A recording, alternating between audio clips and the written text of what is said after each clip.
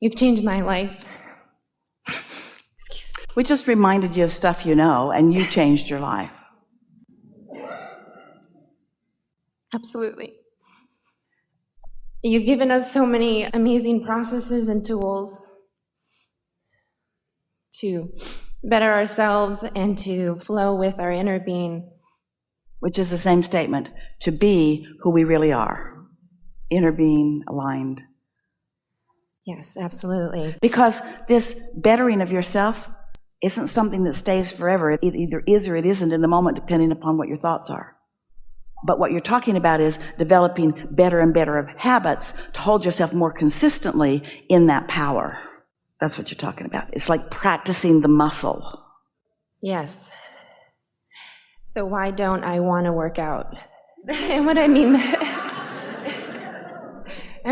by that is I have so much resistance to use these tools and these processes, even though I have seen the wonderful things that it has brought to my life when I am consistent and I don't have that discipline. Let us make this simpler for you, because you're not alone in that, because it's a lot to digest, and what we're really asking you to do is to take everything that you've lived and now just do it a little differently.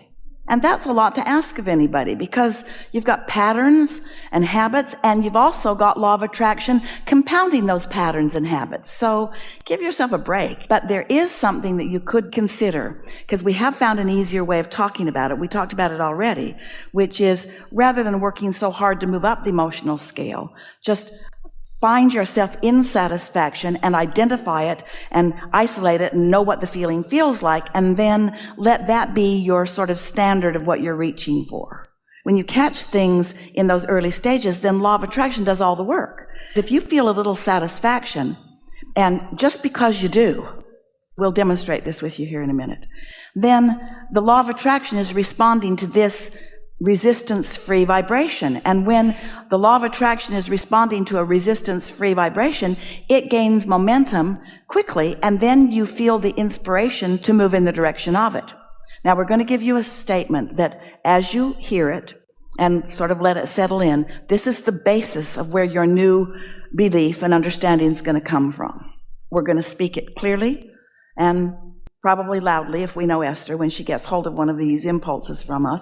And we're going to repeat it until you all really hear it and understand it. Satisfaction, which is what your inner being feels all the time about you, where you're going, who you are. Satisfaction on steroids. Satisfaction comes from one place and one place only, and that is moving in the direction of who you really are. Moving in the direction of your desire. That's the only place it comes from. So what happens is you live in a world that has tried to motivate you to behavior about things that you don't feel satisfied about. Your parents want you to do what they want you to do, not what would satisfy you. Your employers want you to do what they need you to do, not necessarily what would be satisfying to you in the moment. And so you're having a rebellion inside of yourself, because most of you are sort of tired of pushing against your own flow. Does that make sense to you? Think about the difference in the way you feel on a morning that you're waking up to go on vacation or to go fishing or to go do something really fun, and the way you feel when you're waking up to go to work. And it's because the vacation is calling you. And when you point in the direction of that, there's no resistance. And so you're so clever, you're so fun, you're really on point, you remember what you need to bring, you think of clever things, you're working with others, the universe cooperates with you. But it sometimes doesn't feel that way when you're doing something that you really don't want to do. So here's our message to you. Never do anything you don't want to do. Because first of all, you're setting a bad example for the rest of the world. You're teaching people that they can control you by whining and complaining and demanding things of you. Demonstrate to yourself that you are someone who wants to be inspired, not motivated. So you got to stop trying to motivate yourself. You don't like it when people try to boss you around. When somebody tells you that you need to do something, you don't want to do it. People who know you know that you're stubborn that way. And so this is the same thing. You got to understand that about yourself. You can't demand of yourself. You can't motivate yourself. You've got to let yourself be inspired, which means you got to understand these important things. You've got to understand that it's not just you with you, that you have an inner being you that is really this powerful, dominant, strongest part of you. And that inner being knows everything that you've asked for and is focused upon everything that you've asked for in a way that those cooperative components are already being gathered to that. You got to understand that there is a vibrational reality. We want so much for you to accept the realness of this that we named it the vortex, wrote 2 books about it. We want you to understand that this vibrational reality, which is the furthest expansion that you have accomplished vibrationally along with your inner being. It's vivid and it's real. It's not imaginary, although we want you to seek the image of it. It is a real vibration, and it is calling you.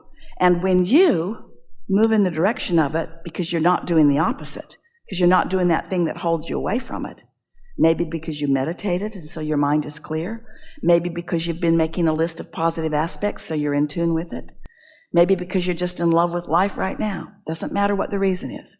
But when you have no resistance, you will receive that inspiration that will call you forward, and you'll never again say, how can I make myself do something? As you listen to us, oh, we've got so many great ideas. We're so sure of ourselves. Esther stands here and expresses the clarity of what we have to say. And to most of you, or to most anyone who's looking at this for the first time, this just looks like somebody who really believes what they say and has some pretty good ideas, and it's just another opinion that might work, might not work. We get how there are so many voices in the world that are encouraging you in different ways to do different things. But this we know for sure. If you will accept that you are an extension of source energy, and you will accept that your source energy is aware of you and is calling you, and you will decide that you're going to meditate to allow yourself access to that. And so you do it. Maybe it takes a week or 2 or 3 before you really feel that you've allowed yourself that connection. And then an impulse occurs to you. An impulse. And by that we mean something that just feels good. For Esther, it's like, oh, I think I'll move the furniture around. And then she meets all kinds of people that day that were really meaningful to her. Or, oh, I think I'll stop over there and get gas. And then she meets something really significant. These are not blockbuster ideas usually. It's an idea about something that just feels good to you. But if it feels like a good idea, follow it. And then as it unfolds into something, as these thoughts are turning into things, you will have first-hand understanding about what alignment with source translates into your life, and you will trust your guidance. And then you will begin to say, I'm going to prime the pump by making sure that I'm satisfied as much as I can, and then I'm going to let the law of attraction and my vortex call it. And here's why. Step 1 is you're in contrast, and life tells you what you don't want and what you do want. So you've launched all these rockets and you've got this magnificent request. Source energy is all over all of that. In other words, your inner being is answering everything that you've asked for. Your inner being is all over it. When you ask, it is given. We're not kidding. Someone should write a book about that. So it's done. Step 3 is you meditate and get into the receiving mode. And step 4 is you've just done that so well that you've isolated what satisfaction feels like, and you don't have any question about it. And that's your guiding feeling. I want to feel satisfaction. And so you reach for it and you find it and you hold yourself steadily there. And then step 5 is you're so good at alignment that now you embrace the contrast that puts more in the vortex. You don't feel bad about more contrast because you know it's necessary for the expansion. So you stop second-guessing yourself and you move in the direction of what feels good. And you never again try to motivate yourself to do anything. Thank you. May I ask one more question? Did you get that one? Did it make sense to you? Yes. Really? It will. When I listen to Well, we don't want again. to put you on the spot. We wanted to settle in with you a little bit, because what we just said to you is most people can't hear us until they've really done that. And once you've done that, Esther spent a week or 2 after we began talking about satisfaction in this way, asking herself, what is that feeling of satisfaction that Abraham's talking about? So she started wanting to be aware of it. And then she'd get into her car, beautiful new Cadillac Escalade, and she'd get out onto the highway and sort of just settle into the road and the ride and just feel excellent. She'd just feel like, whew. And she thought, this is what satisfaction is. It's this feeling of adventure and calm and well-being and eagerness. I am so satisfied.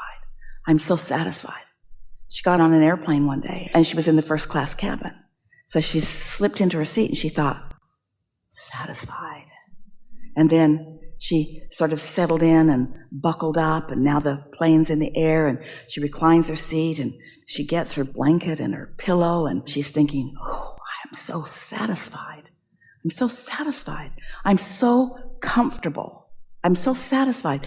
This is just satisfying.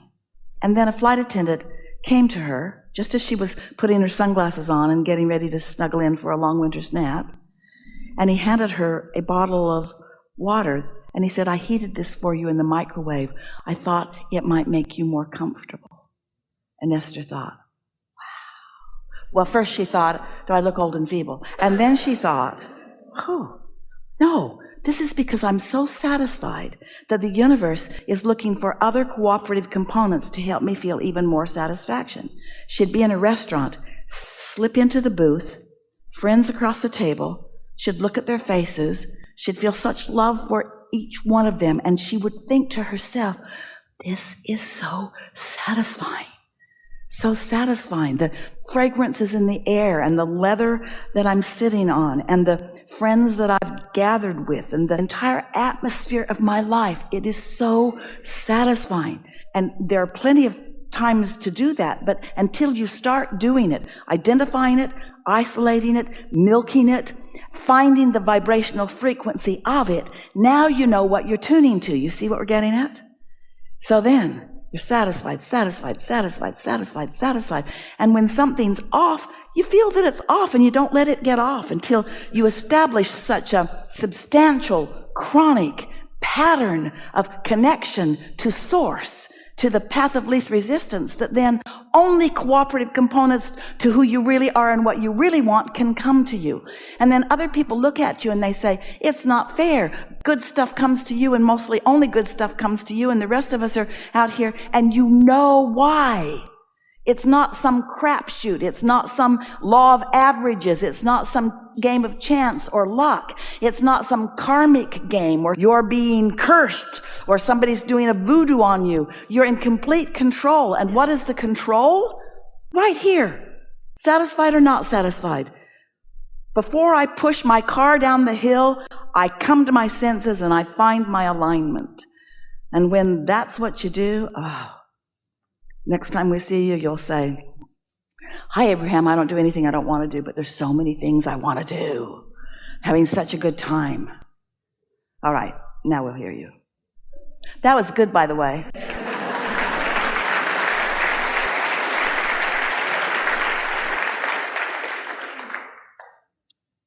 I am having such a great time. I swear I am. I want to elaborate on that with you and how that process works when you're co-creating with someone. I'm about to get married to the person that I feel like is the co-creator that I want for the rest of my life. We agree. Thank you.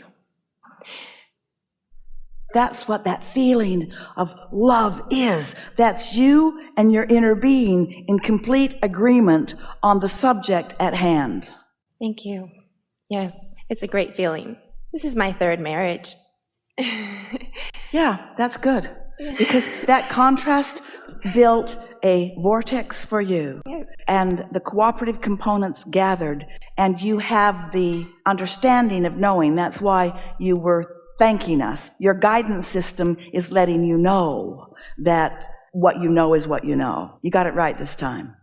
You didn't get it wrong the other times. But the other times led to this.